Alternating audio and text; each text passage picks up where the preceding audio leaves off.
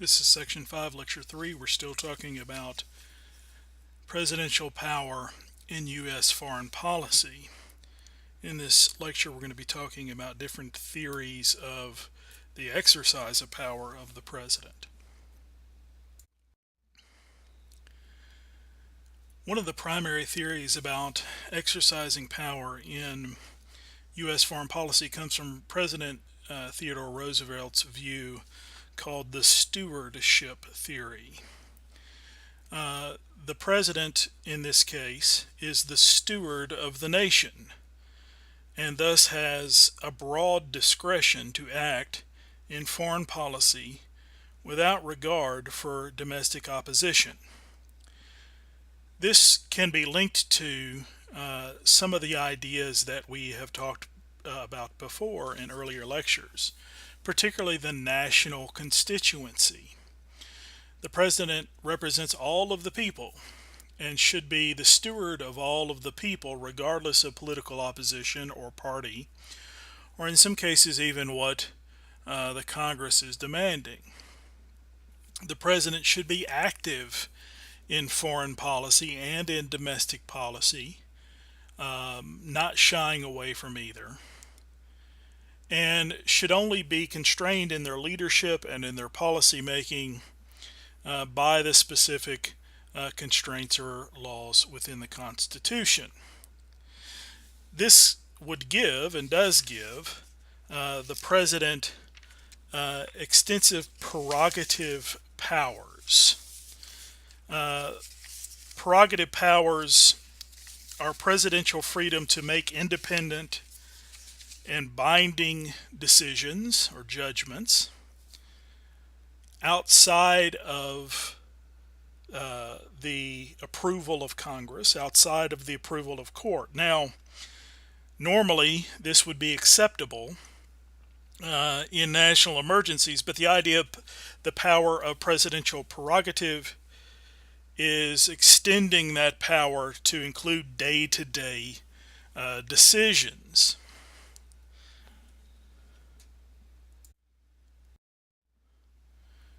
The criticism of this idea of prerogative powers and the broad discretion that the president may have in foreign policy outside of the constraints of Congress or the courts is that this has led to what scholars and critics call the imperial presidency.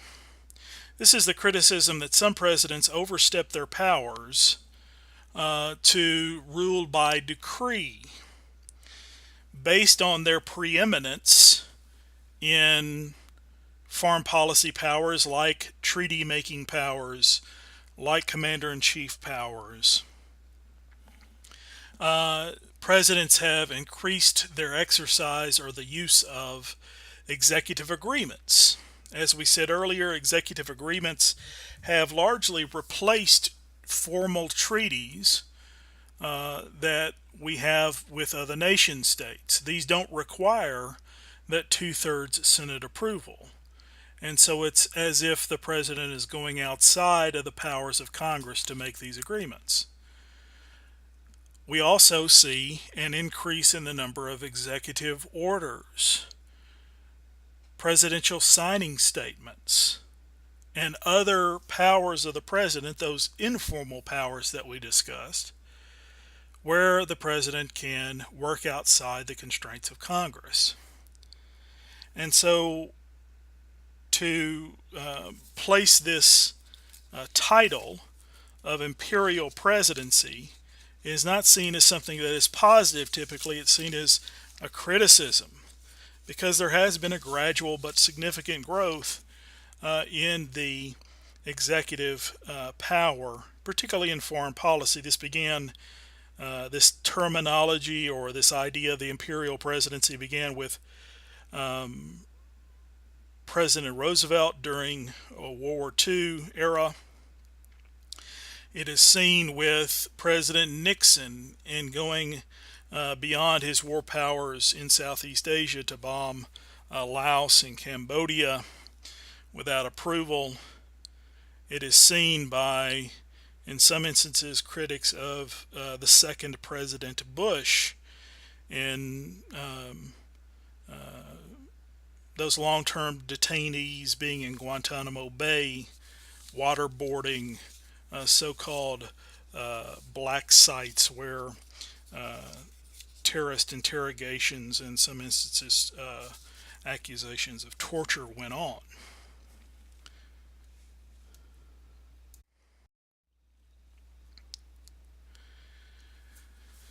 Regardless of whether you see the presidency as a stewardship, a trustee of the people, or more powerful imperial presidency, both of these things are fed into by the level of power that the president has.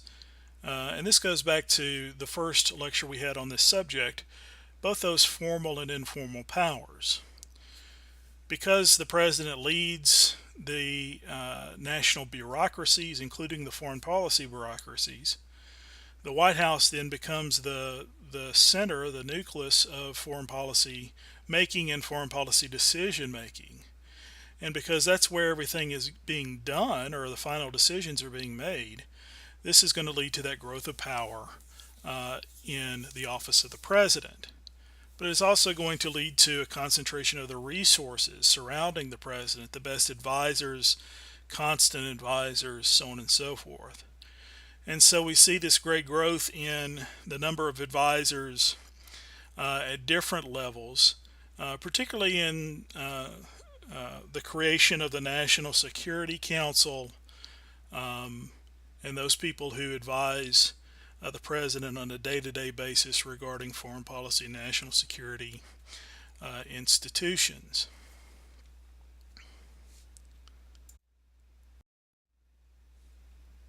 And we see this go beyond national security policy and even beyond the official bureaucracies, the cabinet level of bureaucracies like Secretary of State, Secretary of Defense, head of the CIA. Those have the ear of the president, right? And then there are these extra bureaucratic organizations that don't necessarily have the congressional oversight that the official larger cabinet level bureaucracies do. And so the National Security Staff, the National Economic Council, the White House Military Office, the Council of Economic Advisors, the U.S. Trade Representative, all of these are outside of the oversight of Congress, outside of the normal chains of commands of bureaucracies, and lead to that idea that there has been a growth and an increasing power surrounding the office of the president when it comes to foreign policy, particularly if you look at these boxes here. This comes from a figure from your book. You see that many of these deal with foreign policy and national security.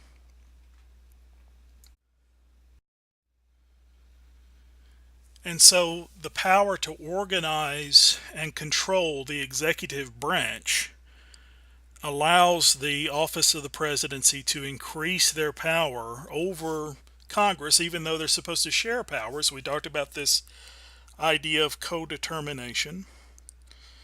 The Constitution is set up for them to share powers, but presidents have had the ability to increase their power by increasing the number of advisors and staff, increasing their level then of information and access, and then giving these groups of advisors maybe more power or influence over foreign policy than had existed in the past. All of this is balanced against the power and the influence, particularly of the Senate and the House of Representatives, where those elected officials also are supposed to represent the people in foreign policy.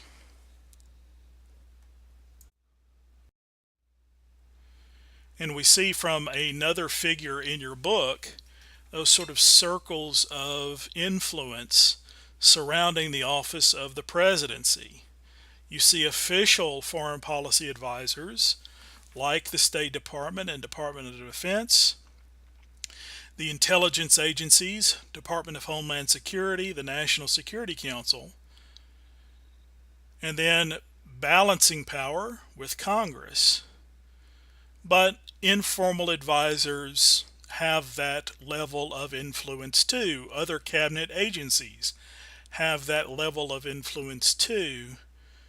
And in some instances, an equal level of influence, or maybe more level of influence than others, due to their closeness to the president, their access, their daily access to the president. And oftentimes this is seen as a criticism, particularly coming from Congress, who are supposed to share that power and influence in foreign policy.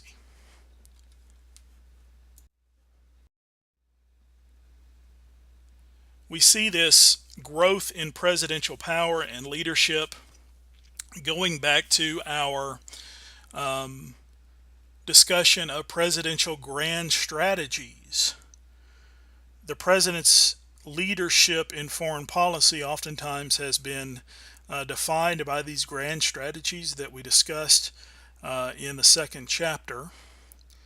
And this allows then the president to set the foreign policy agenda for the entire United States. Once again, kind of outside of the influence of Congress to an extent. Now we have here this third point, that the doctrines are subject to constraints by Congress. We'll discuss budgetary powers of Congress and lawmaking power of Congress in the next section. They are also constrained by those limitations that we discuss, such as time and information and overseas events. But nevertheless, the true center of power for foreign policy leadership surrounds the office of the presidency. And that is seen very clearly with those presidential doctrines that we discussed earlier.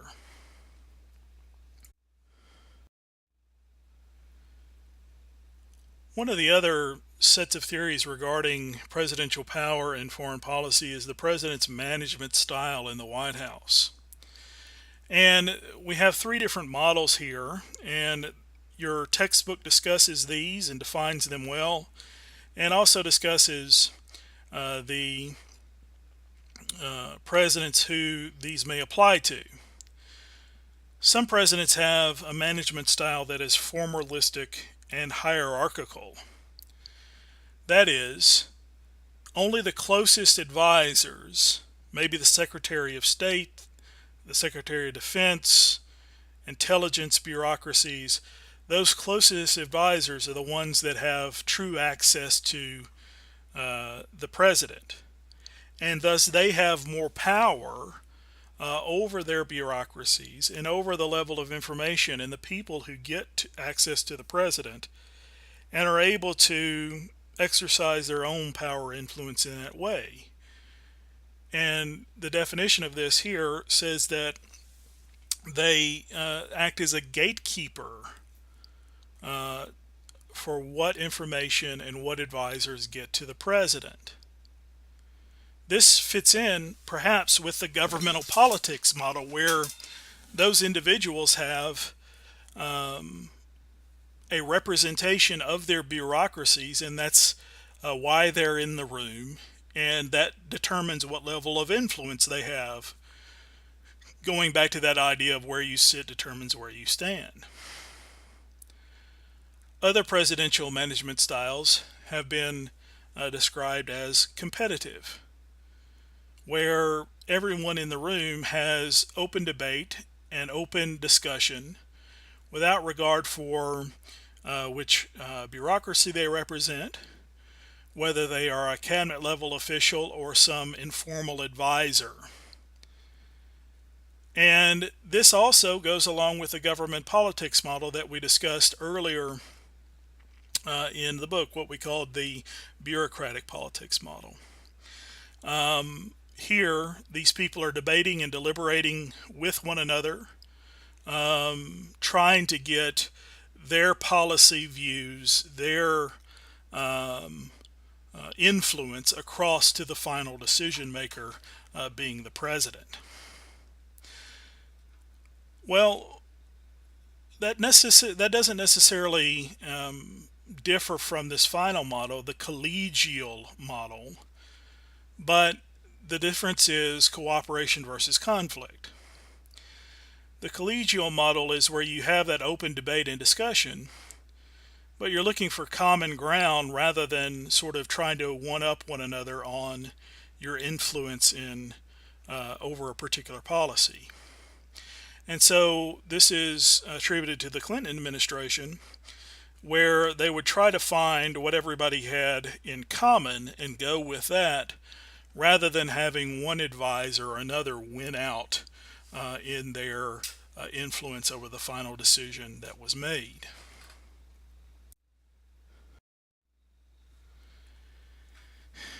And what goes along with that is who the president listens to and why. That formalistic model is very rigid, it's very hierarchical. The collegial model is more open. Who you listen to is based on that management style.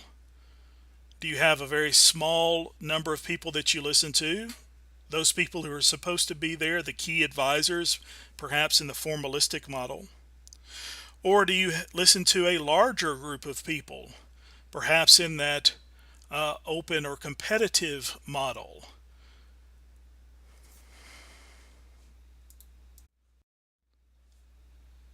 And we see once again a figure from your textbook how these models may play out.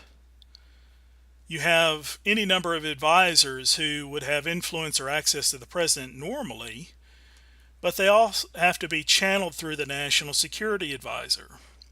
And so that gives the National Security Advisor the only access to the president, and it gives them sort of a greater amount of power to determine which piece of advice coming from these four different advisors is best.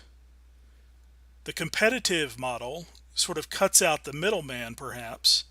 Perhaps the National Security Advisor is one of those competitive model advisors, in this competitive model. And so all of the advisors have that equal access to the president, and they're all trying to influence or sway the president in one direction or another.